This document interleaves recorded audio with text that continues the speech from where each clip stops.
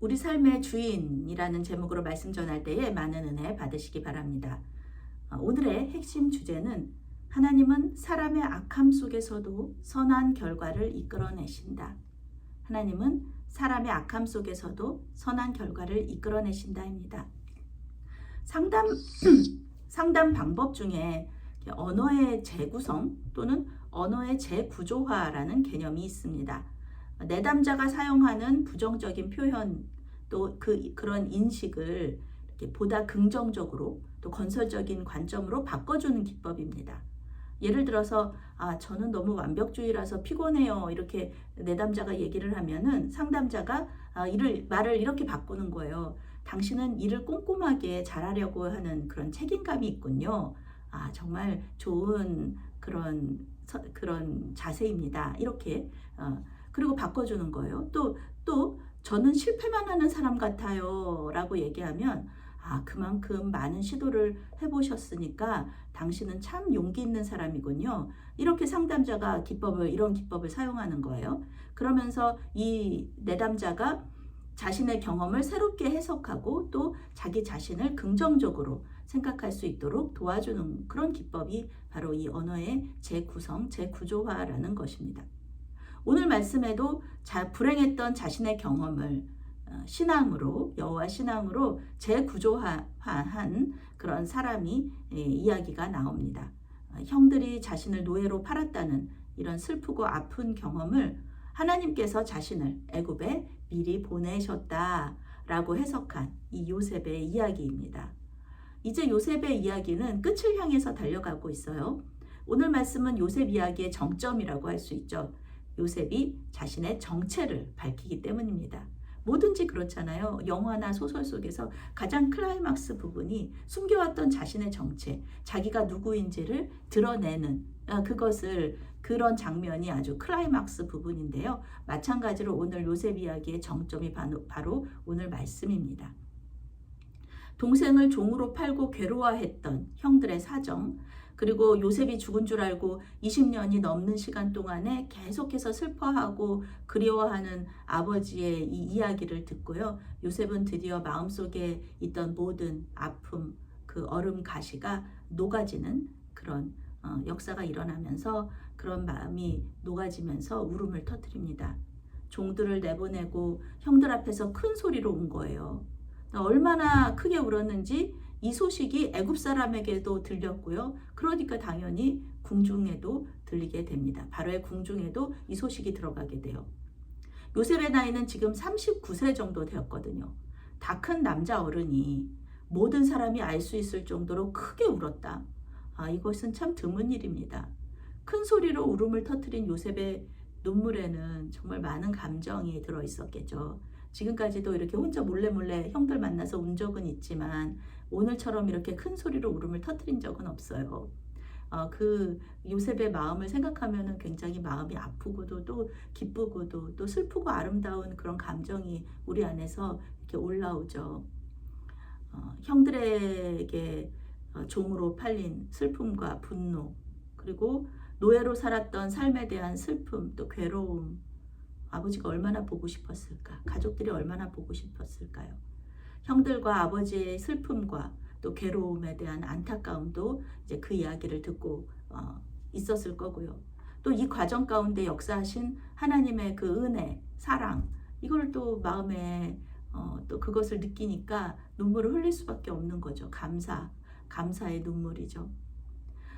요셉이 이렇게 자신의 여러 가지 감정을 이렇게 눈물로 토해내고 있을 때 이 형들은 놀라서 아무 말도 하지 못합니다. 자신의 정체를 지금까지는 이 동생 요셉이 자기가 누군지도 얘기 안 했고 항상 애굽말로만 했거든요. 그런데 이제 자신의 정체를 형들이 쓰는 가나안 말로 하는데도 이 형들이 너무 깜짝 놀란 거예요. 전혀 생각도 못했으니까. 형들에게 동생 요셉은요, 누구도 이야기할 수 없는 그런 비밀스러운 존재였습니다. 자신들의 비밀스러운 치부, 죄악, 동생을 종으로 팔았다는 게 정말 말이 안 되는 거잖아요. 그거는 자기들만 아는 비밀입니다. 20년이 넘도록 아버지한테도 말 안 하고요. 자기들끼리만 알고 있었던 그런 비밀이었어요. 그런데 그런 동생이 지금 애굽의 총리로 눈앞에 나타났다는 것, 그거 믿을 수가 없죠. 요셉은 형들에게 가까이 와서 자신을 봐라 이렇게 말해요. 여기서 요셉은 자신을 당신들의 아우이면서 당신들이 애굽에 팔았던 자라고 자기 자신을 소개합니다. 지금까지 요셉과 형제들 사이에는 통역하는 사람이나 청지기들이 있었어요. 그래서 요셉과 형제들이 가까이 있을 수가 없었죠. 그런 기회가 없었어요. 당연하죠. 요셉은 애굽의 총리고 뭐 이 형제들은 외국 사람들이잖아요. 요셉과 형제들 사이에는 지금 아무도 없었는데 이렇게 멀리 떨어져 있었기 때문에 사실 형제들이 요셉을 알아보지 못한 거죠. 형제들 사이가 멀었어요. 총리와 가난해서 곡식을 사러 온 외국인들과의 이 신분의 격차가 너무 크잖아요. 이렇게 멀었습니다. 그런데 이제 요셉은 자신이 애굽의 총리가 아니라 형들의 동생이면서 야곱의 아들이라고 밝힌 거예요. 그러니까 관계가 엄청 좁아졌죠. 이제부터 요셉의 관심사는 아버지예요. 아버지가 너무 보고 싶고 아버지가 잘 계신지 궁금하고 이제 아버지로 지금까지 베냐민이었잖아요. 근데 베냐민을 봤잖아요. 그러니까 이제 아버지 보고 싶은 거예요. 아버지가 잘 계시는지 또 애굽으로 모셔와서 이제 지금 흉년이 많이 남았으니까 애굽으로 모셔오고 싶은데 아버지가 오실까 이런 거가 궁금하고 관심사인 거죠. 요셉의 정체성은 이제 5절 말씀에서 바뀌는데요. 하나님이 생명을 구원하시려고 나를 당신들보다 먼저 보내셨나이다. 이렇게 말해요. 자신은 형제들 중에서 종으로 팔린 그런 미움받는 아들, 동생이 아니라 하나님께서 내 가족들의 생명을 살리시려고 구원하시기 위해서 미리 애굽에 보내신 구원자다. 네, 언어의 이 재구조화가 일어나는 거죠. 형들에게 미움받고 종으로 팔렸던 그런 노예 요셉이 아니라 하나님께서 계획이 있으셔서 미리 애굽으로 먼저 보낸 그런 구원자가 바로 나다라는 이런 자기 정체성이 달라지는 거예요. 하나님은 악을 선으로 바꿔주시는 거죠. 형제들의 잘못을 인정하는 것은 아닙니다. 형제들이 뭐 그렇게 동생을 팔았기 때문에 요셉이 그렇게 총리가 됐다. 하나님께서 그렇게 하셨다. 이것은 아니라는 겁니다. 이 하나님의 놀라운 구원 사역에 형제들이 선하게 쓰임 받았다는 말이 아니라 하나님께서 이 악한 형들의 행동을 통해서 그 안에서도 하나님께서 선한 결과로 이끄셨다라는 것을 말해주는 거죠. 어떤 학자들은요, 가룟 유다가 예수님을 팔았기 때문에 예수님의 십자가 구원 사역이 이루어졌다고 주장하면서 가룟 유다의 죄를 인정하지 않고요, 변호해요. 그런데 가룟 유다가 배신하지 않았더라도 하나님은 우리 예수님의 십자가 사역 그 일을 이루셨을 거예요. 그 역사는 하나님이 하시는 거예요. 가룟 유다가 예수님을 팔았든 팔지 않았든 예수님은 반드시 십자가에서 죽으시는 그 십자가 사역을 감당하셨어야 됩니다. 예수님은 누가복음 22장 22절에서 인자는 이미 작정된 대로 가거니와 그를 파는 그 사람에게는 화가 있으리로다 라고 분명하게 말씀하고 계세요. 하나님께서 사람의 악함을 선한 결과로 이끌어 주신다라는 그런 말씀이시고요. 그렇지만 그 악한 행동에 대한 책임은 그 행동을 한 사람들에게 있다는 것입니다. 그렇죠. 바벨론으로 끌고 간 사람들, 또 아수르 왕, 하나님께서 그 심판의 막대기로 사용하셨지만 너무 자기 백성들을 너무 심하게 했기 때문에, 심하게 때렸기 때문에 하나님께서는 그냥 그 정도까지는 생각 안 하셨는데 아수르 왕과 바벨론 왕들이 너무 이 교만하고 잔인하게 했기 때문에 그들도 하나님의 심판을 받는 것을 우리가 알 수가 있는 것이죠. 악한 행동에 대한 책임은 그 행동을 한 사람에게 있습니다. 회개해야 돼요. 그런 분들은, 이제 그런 사람들은, 저도 마찬가지고요. 자기 자신에 대한 죄에 대한 책임, 하나님께서 이렇게 용서해 주시는 것이지만 우리가 회개를 해야 할 때 하나님 용서해 주시는 거죠. 형제들은 요셉과 하나님께 회개했기 때문에 용서를 받고 또 이스라엘의 12조상으로 그 명맥을 계속해서 이어가게 되는 겁니다. 요셉은 오히려 형제들을 위로하면서 자신이 형제들을 용서했음을 드러냅니다. 형제들과 부모님이 자신에게 절하는 꿈을 이루어 주신 하나님. 그러면은 뭐 야곱은 절하지 않았잖아요. 이렇게 얘기하지만 그 야곱이 그런 성경 말씀 속에서 그 높은 사람 요셉을 인정하거든요. 그 애굽의 그 높은 사람한테 가서 그 양식을 좀 가지고 와라. 이렇게 얘기하거든요. 자기 아들이라고 얘기하지 않고 애굽의 그 높은 사람, 총리 이런 얘기를 하면서 높여줘요. 그래서 이 하나님께서 이 꿈이 이루어졌다는 것을 하나님의 꿈이 하나님께서 요셉에게 주신 꿈이 이루어졌다는 것을 우리가 말씀 속에서 알 수가 있죠. 이제 하나님은 아브라함에게 주신 약속을 지키시기 위해서 이제 자신을 요셉을 애굽으로 보내셨고 또 애굽 왕의 조언자이며 총리로 세워 주셨다고 고백합니다. 이 요셉의 고백이에요. 믿음의 고백이죠. 요셉의 위대한 신앙 고백입니다. 앞으로 흉년이 더 남았어요. 7년이 풍년이 있었고 이제 7년의 흉년이 있잖아요. 그런데 2년밖에는 안 지났어요. 5년이 더 남았다는 거예요.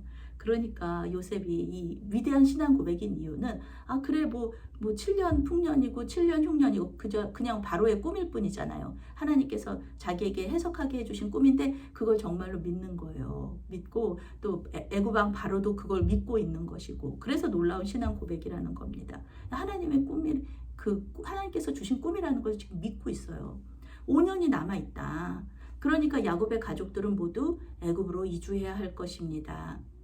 야곱은 그 가나안 땅을 쉽게 떠나지 않을 것이에요. 왜냐하면은 하나님께서 약속하신 땅이 가나안 땅이고 구약에서는 가나안 땅을 떠나는 것을 그렇게 좋아하지 않거든요. 구약의 성경 기자가. 그런데 이 7년 동안 흉년이 되니까 7년 흉년에 대한 하나님의 계획이 있으니까 반드시 이제 와야 되는 거죠. 그런데 이제 가나안 땅을 떠나는 것이 아니라 이 예수님을 포인팅하고 있는 요셉에게로 오는 것이죠. 가나안 땅을 떠나는 게 아니라 요셉에게로 오는 겁니다. 요셉에게 오는 사람만 죽지 않고 구원을 받는다는 이 구약의 구원 방법론은요. 예수님께 오는 사람만 멸망하지 않고 구원을 받는다는 생명을 얻을 수 있다는 신약의 말씀과 맞닿아 있다. 요셉이 예수님을 포인팅하는 이유 중에 하나죠. 요셉은 아버지 야곱과 가족들이 살 땅으로 고센 땅을 지명합니다. 고센 땅이 어딘지 정확하게 지금 알 수는 없어요. 왜냐하면 그때 당시에 애굽의 그 왕이 누구였는지가 정확하게 나오지를 않아서 그래요. 애굽의 왕궁이 있는 수도와 가까이 붙어 있는 도시라는 것은 확실합니다. 요셉은 외국인들인 자신의 가족들을 수도와 가장 가까운 곳에 정착하게 해서 흉년을 피하게 하고 또 다시 가나안으로 돌아갈 것을 계획합니다. 이 시간들이 이제 430년이 걸리는 거죠. 이건 역시 하나님께서 아브라함에게 미리 말씀하신 겁니다. 요셉과 형제들은 함께 안고 울면서 화해합니다. 이제 더 이상 형들도 요셉 때문에 그 마음에 그 짐으로 가지고 있었던 그것을 이제 내려놓는 것이죠. 이제 요셉과 형제들은 과거를 정리하고 미래를 향해 나아갈 수 있게 됩니다. 형제들도 동생을 종으로 팔았던 과거의 기억에서 벗어날 수 있게 되었고요. 요셉도 형들에게 미움받고 아버지에게 잊혀진 그런 아들에서 벗어나서요. 하나님의 구원 역사의 통로로 자신을 바라보게 됩니다. 요셉의 가족들이 애굽으로 이주하는 데 있어서 가장 큰 장애물이 무엇일까? 그것은 바로 애굽의 이민 정책일 것입니다. 제가 지금 있는 미국에 이민을 오는 것이 쉽지 않습니다. 영주권과 시민권을 받기 어렵습니다. 원래도 어려웠는데요. 지금 더 어려워졌어요. 요셉 시대도 마찬가지입니다. 애굽으로 이주하는 것이 그렇게 어렵지 않았을 수도 있어요. 그런데 지금은 어떤 시대예요? 애굽에만 곡식이 있는 상태입니다. 그러니 애굽 나라 사람으로 살고 싶은 사람들이 얼마나 많을까요? 근데 요셉은 지금 70명이 넘는 가족 전체를 데리고 들어오겠다는 거예요. 애굽의 왕과 신하들의 동의가 없으면은 어려운 일입니다. 야곱은 여전히 거부잖아요. 물론 이제 흉년이 2년 흉년이 있었지만 애굽의 야곱은 종들도 많고 짐승들도 많고 또 가족들도 많은 그런 사람인데 그 가족 전체, 그 재산 전체를 다 들고 와야 되는 거예요. 애굽 왕과 신하들의 동의가 없으면은 어려운 일입니다. 성경은 애굽의 왕과 신하들이 다 기뻐했다 말하고 있습니다. 애굽의 왕과 신하들에게 있어서 요셉은 사실 복덩어리예요. 애굽 나라 전체를 멸망해서 구원해 주었을 뿐만 아니라 왕권을 강화해 줬잖아요. 그리고 세금 걷어가지고 국가 재정을 안정시키잖아요. 이런 것들이 얼마나 대단한 일입니까? 애굽 왕한테는 요셉이 되게 복덩어리죠. 애굽 왕 바로는 적극적으로 요셉의 가족들의 이주를 추진합니다. 요셉은 고센 땅을 지명했지만 애굽 왕 바로는 애굽의 가장 좋은 땅을 내가 주겠다라고 약속해요. 요셉은 그저 아버지와 가족들을 모셔오라고 말했지만 바로는 구체적으로 수레를 보내는 그런 방법을 제시합니다. 애굽 땅에 좋은 것들이 많고 그 모든 것들을 내가 다 주겠으니까 몸만 오라는 거예요. 몸만. 이삿짐 가지고 오지 말고 그냥 몸만 와라. 그러면은 이 애굽에서 가장 좋은 땅에 가장 좋은 집에 가장 좋은 가구들에 내가 다 해줄 테니까 그냥 몸만 와라. 이렇게 말하는 것이죠. 속히 오십시오. 모든 소유물을 정리하고 이삿짐 싸지 말고 그냥 빨리 오십시오라고 명령합니다. 요셉은 애굽 왕 바로가 약속한 대로 수레와 길 양식을 형제들에게 주면서 아버지와 가족들을 모셔오라고 말합니다.